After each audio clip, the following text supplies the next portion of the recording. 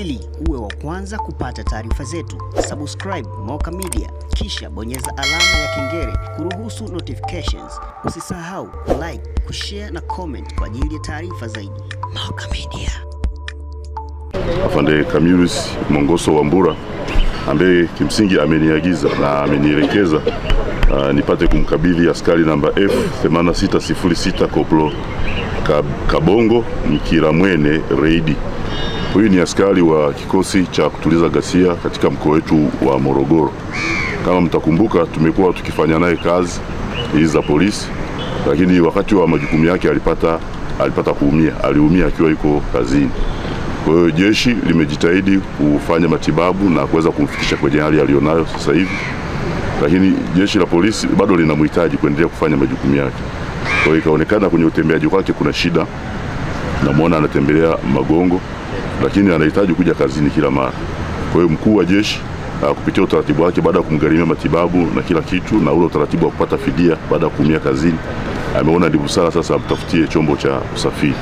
Kwa hiyo leo hii tunafanya makabidhiano kwa niaba yake kuweza kumkabidhi hii pikipiki au bajaji ambayo imesajiliwa kwa jina lake tayari.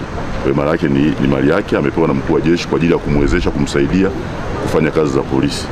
Kwa hiyo bwana Kabongo, bwana F8606 Koplo Kabongo, mkuu wa jeshi ameamuru kwamba tukukabidhi pikipiki hii ikusaidie kwenye majukumu ya kazi, lakini sehemu pia ya motisha na kuweza kuthamini kile ambacho umekuwa kilifanyia jeshi, na kwamba hata askari wengine basi wanapoona waone kwamba jeshi linawathamini wanapoumia au kupata madhara kazini.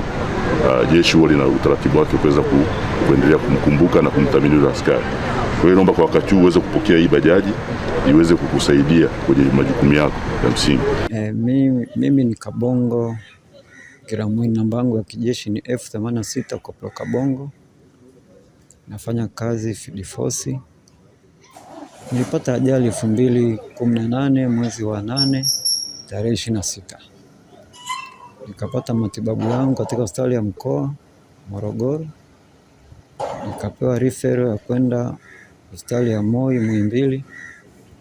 Ndipo nilipata matibabu yangu pale 2018 hadi 2019 mwezi wa 4. Nikapata ruhusa ya kurudi nyumbani kwa ajili ya matibabu madogo na kupata kliniki za mara kwa mara kuendelea na matibabu. Nashukuru jeshi la polisi kwa sababu limeniwezesha kunitibia na kunisimamia kupata matibabu yangu mpaka hapa nilipo.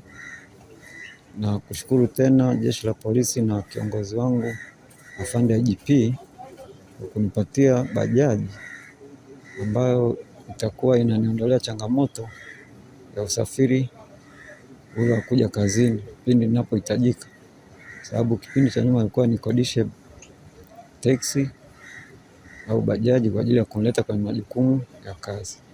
Ila kwa kupata bajaji hii ambayo nimepewa na IGP, nashukuru kwamba itampunguzia changamoto hizo ili niendelee kutekeleza majukumu ya jeshi la polisi. Ili uwe wa kwanza kupata taarifa zetu, subscribe Moka Media, kisha bonyeza alama ya kengele kuruhusu notifications. Usisahau like, kushare na comment kwa ajili ya taarifa zaidi. Moka Media.